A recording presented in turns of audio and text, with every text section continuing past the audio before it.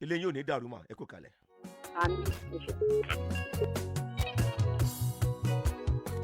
Hello. Ẹ kálẹ́ sà. Ẹ káàbọ̀ sórí ètò ilé olórogún mà kí lẹ́ ń là kọjá mà. Yes sir. Nǹkan tí mo là kọjá ni wípé èmi àtọkọ mi àjọ ń gbé láti ilẹ̀ láti ìgbà tí a ti ṣe wedding, so ó wá jẹ́ pé iṣẹ́ tíṣà ni mò ń ṣe. Ẹ̀gbọ́n mi kan wà nílùú òyìnbó, ó wá pè mí pé òun fẹ́ ní investment ní Nàìjíríà, wípé òun dẹ̀ nídìí òun fẹ́ ṣe poultry, wípé kí èmi àtọkọ mi kájọ sọ láàrin ara wa bóun máa yá owó ipa màmá bóun mójútó, so nǹkan tá a bá rí ń bẹ̀ àwọn máa fẹ́ sóhun. So mo wá sọ fọ́kọ mi, ọkọ mi, èmi àtọkọ mi dẹ̀ ní site kan tí à ń develop lọ́wọ́. Mo wá sọ fọ́kọ mi, ọkọ mi ṣáà disguise fún wọn pé òun ti gbọ́ bọ̀, ó sọ fún mi pé ṣé kámílì wa lónìí ilẹ̀ ni ó ṣáà ń sọ bí wàá gbáyé pé òun ò lè mọ sí fámìlì ni. Níwà mo dẹ̀ ti fi ẹ̀gbọ́n mi yẹn lọ́kàn balẹ̀ yìí pé a máa bá a mójútó. So kò wá ọ̀rọ̀ yẹn ti wá rú mi lọ́jọ́ ìsìn sọ fún mi pé mi ò gbọ́dọ̀ gba owó lọ́wọ́ wọn, mi gbọ́dọ̀ ṣe anything. Ó ti wá dórí ẹ̀mí mi débi pé mi mọ̀ nǹkan tí mo fẹ́ ṣe, mi mọ̀ nǹkan tí mo fẹ́ sọ fún àwọn. Kí ni ìbéèrè yín lórí ètò mà? Wípé kí ni kí n ṣe, ṣé kí n help ẹ̀gbọ́n mi yẹn ni àbí kí n gbàgbé ẹ̀. Ẹ ṣe ṣé ẹ ní kọ́kàdì lórí aago dáadáa mà? Bẹ́ẹ̀ ni sà. Márìngì yín ti pé ọdún mélòó mà? 10 years. Ilé yín ò ní dàrú. Ẹ ti bí ọmọ mélòó mà?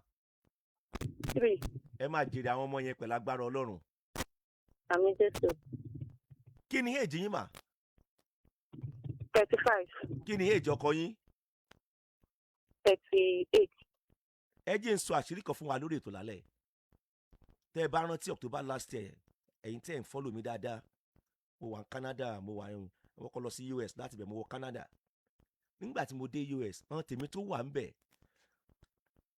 Ẹ gbọ́ mi arábìnrin o, ọ̀rọ̀ tí mò ń sọ yìí, ìdáhùn sí ìbéèrè yín ti wà náà tí mo fẹ́ sọ yìí o. So ti yẹ yín máa. Wọ́n wá sọ fún mi pé Prince, business wo làwọn lè ṣe Nàìjíríà náà, tí wọ́n lè ṣe, tí wọ́n bá ṣe business yẹn, wọ́n fẹ́ yáwó, wọ́n ṣe máa sọ náà nìyẹn. Gbogbo pátá wọ́n ṣe máa ń wí nù pé wọ́n fẹ́ yáwó, pé so that màmá bá wọn manage ẹ̀ nǹkan kan bẹ́ẹ̀ yẹn. Mo dé Canada náà wọ́n sọ bẹ́ẹ̀. Bàbá tó dé ọmọ Balógun, èmi ò kún ní parọ́ fún ẹ̀ ń tèmi. Ọ̀n náà ń wò mí báyìí. Lẹ́sẹ̀kẹsẹ̀ mò ń sọ fún wọn, mo ní lágbájá etí ẹ̀ mélòó. Mo lédè ayé òní díẹ̀, òtútù wà ń lù yìí. Òòrè dọ́là ní títì. Mọ́ sẹ́ndì owó sí ẹnikẹ́ni ní Nàìjíríà bí kò bẹ́ẹ̀ ṣe business kò mọ́ bẹ́ẹ̀ sẹ́ndì owó. Wọ́n ń wò mí lẹ́nu ni. Mo ní mọ̀ dánwò. Mo lé ọ̀bẹ jèrè bọ̀ lẹ́yìn ọkọ̀. Mo ní kẹ́ni ẹgbẹ́ kó fẹ́ sòtítọ́ ọ̀rọ̀ gan fún ẹ, mọ́jẹ̀ ń tàn ẹ́. Kò lè fly bẹ́ẹ̀. Ọmọ ìyá yín ó bàjẹ́ kẹ́yìn náà ni. Ọ̀rẹ́ yín ó friendship yẹn máa bàjẹ́ kẹ́yìn náà ni. Mo ní mọ̀ dánwò, wọ́n ń wò mí lẹ́nu ni. Tẹ́yìn bá bá wọn manage ẹ̀ ńkọ́, mo lé mi. Èmi ò ráyè gbogbo yẹn. Kí n bá yín manage a máa jà kẹ́yìn ni. Wàláì wọn ò mọ tí wọ́n lè sọ mọ́. Ẹ gbọ́ mi dáadáa arábìnrin tí yóò ní bàjẹ́.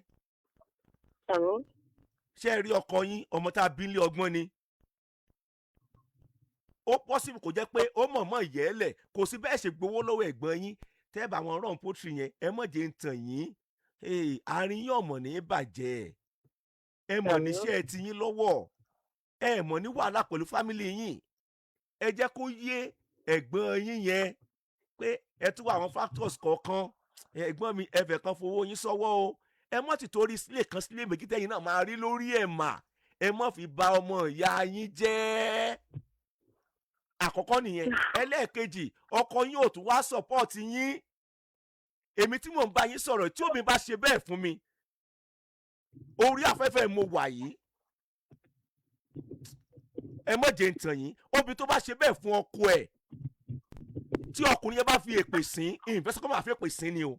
Tọkùnrin yẹn bá fi èpè sín irú obìnrin bẹ́ẹ̀, torí ó bìtì ọkọ ẹ̀ ni, ó da ọkọ ẹ̀ ni, wàláhì kò léèwọ̀. Mo ní kó má ṣe nǹkan, ó wá lọ olójú kòkòrò ní ẹ́. Kó o tiẹ̀ tó wá gbowó yẹn, kí business yẹn kọ́ mọ̀ tó wá fly bó ṣe yẹ kó lọ. Bọ́ọ̀lù ṣé mò ń sọ̀rọ̀? Kó tó wá di pé ó di gbèsè. Irúfẹ́ obìnrin bẹ́ẹ̀ wọ́n mọ̀ wọ́ lọ ni. Ẹ má dánwò mà, ilé yóò ní dàrú. Ṣé ti gbọ́ mà? Bẹ́ẹ̀ ṣe ń lò gbèsè ayé yín wẹ́rẹ́ Ọlọ́run ní fi yín sílẹ̀ o. àmì Jésù. ibi ọkọ yín bá gbẹ́sẹ̀ sí ibẹ̀ ni kẹ́ ẹ gbẹ́sẹ̀ sí o. alẹ́ Yes, sir. bó ṣe rí nìyẹn mà. ẹ ṣé gan sir, thank you sir. bẹ́ẹ̀ ṣe bá wọn manage mo ní manage èmi gan ti manage ayé ara tèmi gan náà máa ń manage business. ọlọ́ọ̀bá ń gbowó yín ò lè pé èyí tí ò ní jí ó pé lélẹ́yìí ẹkọ́nọ́mì nàìjíríà ṣóun wá èmi ni owó yín ò lè pé kì í ṣe pé torí àdéhùn tí màá ṣe fún yín pé ẹkọ ẹ máa gba 10 naira every month àbí bẹ́ẹ̀ kọ́ ẹ lè gbà láàrin oṣù méjì ẹkọ́nọ́mì nàìjíríà yóò sọ di 2 naira mọ́ mi lọ́wọ́ tí mo send sí yín ni ẹ dẹ̀ ní fẹ́ gbà mí gbọ́ pé ẹkọ́nọ́mì ló fà á gbogbo December mo ẹ tà ra diesel Paul ṣé mo ń sọ̀rọ̀ kó wá jẹ́ pé gbọ́n mi kan ló wà ní UK tàbí US ń sìn Paul tá à ń sẹ́ndì owó sí pé yìí tá a pa lélẹ́yìí tá a nọ́kù lélẹ́yìí wòye tá a ra dísùn December wòye tá a ra dísùn sìn ṣé mi ti di onírọ́lọ́dọ̀ ẹ̀gbọ́n yẹn ṣé ò ti bọmọ ìyá wa jẹ́ mo fẹ́ ṣòtítọ́ lóòótọ́ ṣùgbọ́n sí ẹkọ́nọ́mì yẹn jẹ́ kí n ṣòtítọ́ ẹkọ́nọ́mì tí ó wà stable mo lójú yín ọ̀tá èmi ò lè bá yín má ẹ wá lè fẹ́ lómi ò ṣùgbọ́n ẹ padà wá sọ fún mi náà ni pé wọ́n ti gbá yín ayé manage business èmi gé manage tó wà níwájú mi tán kí n tó wá jẹ̀ mí mọ́.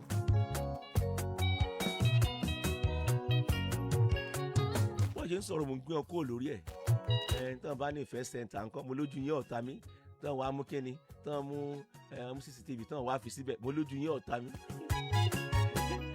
tán bá ìlú náà pa tán ọmọ ẹrú kú tán bá ìlú náà pa àìmọye pátí wọn ò ti ṣe ó lo jẹnẹrétọ̀ yín wọn ò lo ráàkì ní wàá sáfìsì ẹ̀ ojú yín ọ̀tá mi ẹ̀mọye tán tàbí kánò.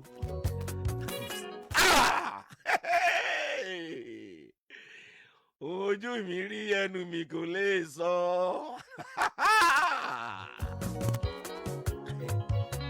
tó bá jẹ́ tipri náà ní orílẹ̀-èdè yìí.